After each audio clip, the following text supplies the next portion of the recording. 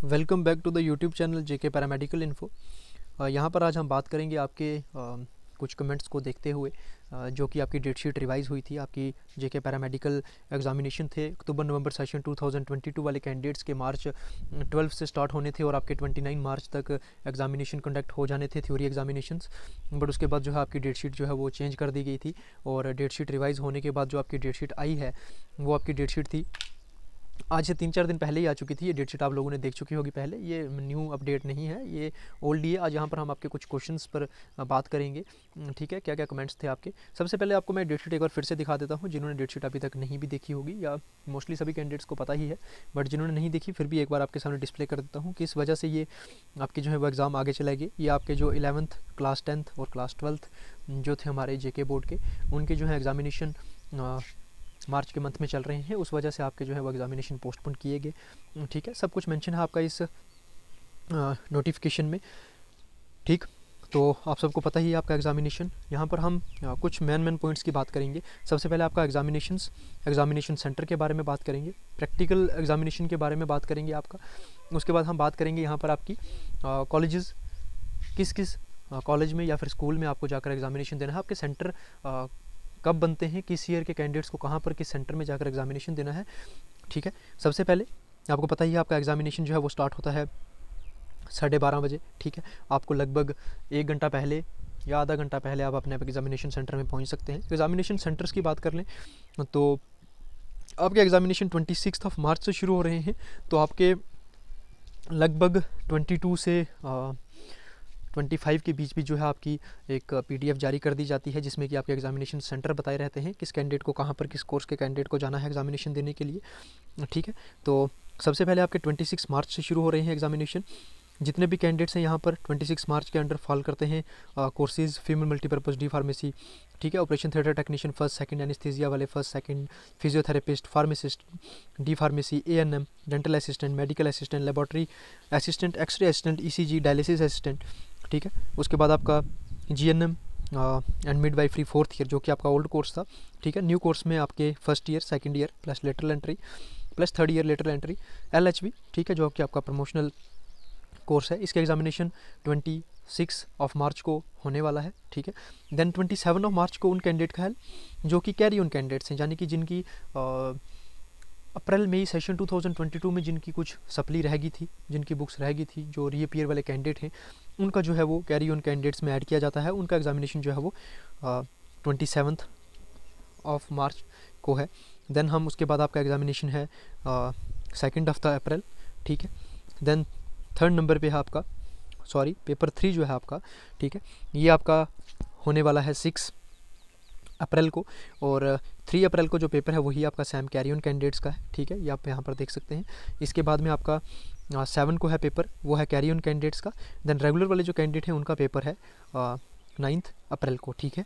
उसके बाद में 10 को कैरी ऑन कैंडिडेट्स, उसके बाद में जो है आपका 12 को है डी फार्मेसी वाले कैंडिडेट्स का, ठीक है। डी फार्मेसी 1 का पेपर है सोशल फार्मेसी का, और then D pharmacy second year वाले कैंडिडेट्स हैं, उनका पेपर है यहाँ पर paper 5 hospital and clinical pharmacy का। देन जो है आपका 15 अप्रैल को पेपर है आपका D pharmacy second year pharmacy law and ethics, ठीक है, इसका आपका एग्जामिनेशन है। इसके बाद हम आपकी एग्जामिनेशन सेंटर्स आपको बता दिए, टाइम आपको पता चल गया, ठीक है।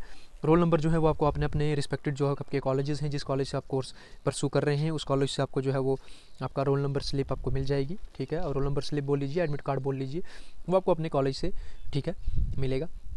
उसके बाद में रही बात प्रैक्टिकल और असाइनमेंट्स की, जिन कोर्सेज़ में असाइनमेंट्स एप्लीकेबल हैं, जिनमें प्रैक्टिकल एप्लीकेबल है, ठीक है, उनका जो है थ्योरी एग्जामिनेशन होने के लगभग ज़्यादा नहीं तो विद इन 1 मंथ के में आपका जो है वो प्रैक्टिकल कंडक्ट करवाया जाता है, ठीक है। जितने भी कोर्सेज हैं उन सब का प्रैक्टिकल एक साथ ही कंडक्ट होता है, उसके लिए भी डेट शीट अलग से आती है। जैसे ही वो डेट शीट आएगी आपका एग्जामिनेशन ख़त्म होने के बाद, तो हम वो भी डिस्कस करेंगे आपके साथ, ठीक है। मोस्टली जो है वो आपका GMC बख्शीनगर जम्मू में आपका सेंटर देखने को मिलता है, ठीक है। उसके बाद में हम यहाँ पर बात कर लें कि आपका पेपर पैटर्न की रही बात, तो आपका जो है वो शॉर्ट आंसर टाइप ही आना है। उसका नोटिस ऑलरेडी आउट हो चुका है, उसकी वीडियो भी मैंने डाली थी आपके लिए कि आपका जो है पेपर कितने मार्क्स का रहने वाला है, और आपको सिर्फ शॉर्ट नोट्स लिखने हैं, और 5 मार्क्स का ईच क्वेश्चन रहने वाला है, ठीक है। तो शॉर्ट नोट्स में कमेंट देखने को मिले थे कि शॉर्ट नोट में कितना जो है वो कंटेंट होना चाहिए 5 मार्क्स के क्वेश्चन में। देखें, अगर आप थोड़ी सी ब्रीफ में डेफिनेशन देते हैं, brief in the sense for example अगर आपसे क्वेश्चन पूछा गया है एक डायबिटिक मेलाइटिस, ठीक है, तो आप उस पर अगर उसकी डेफिनेशन देते हैं, ठीक है, अच्छे से, लगभग ज़्यादा नहीं तो 4 से 5 लाइन की डेफिनेशन देते हैं, तो आपको डेफिनेशन का 1 मार्क्स मिल जाएगा। उसके बाद अगर आप उसका कॉज लिख देते हैं, कॉज को आपका 1 मार्क्स मिल जाएगा, 1 मार्क्स आपका ऐड होगा। देन साइन एंड सिम्टम्स उसमें अगर आप लिख देते हैं, ठीक है, साइन एंड सिम्टम्स भी आपको लिखने हैं। अगर वो GNM वाले कैंडिडेट्स हैं तो वो उसमें नर्सिंग मैनेजमेंट डाल देंगे अगर, तो ठीक है, वो आपका उसमें आ जाएगा, आपको 2 मार्क्स नर्सिंग मैनेजमेंट के मिल जाएंगे। इस तरह से आपके 5 मार्क्स उसमें कवर हो जाएंगे। इसी तरह से अगर हम पेपर एनाटॉमी की बात कर लें, एनाटॉमी एंड फिजियोलॉजी की, अगर आप सबसे पहले अगर आपसे रेस्पिरेटरी सिस्टम ही पूछा गया है, रेस्पिरेटरी सिस्टम को जो है वो डिफाइन करेंगे, एनाटॉमी वाले कैंडिडेट्स डिफाइन करेंगे। देन अगर आप उसकी डायग्राम भी दे देंगे, डायग्राम की अच्छी लेबलिंग कर देंगे, तो आपको 2 मार्क्स डायग्राम से मिल जाएंगे, 1 मार्क्स उसकी डेफिनेशन से मिल जाएगा।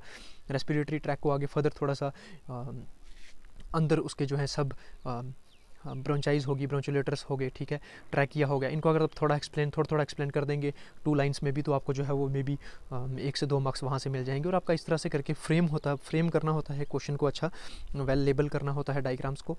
तो रिप्रेजेंट अगर आपका अच्छा रहेगा, ठीक है, सबसे पहले definition, cause, sign and symptom, then nursing management, even अगर उसकी डायग्राम है तो वो डायग्राम भी ऐड कर सकते हैं।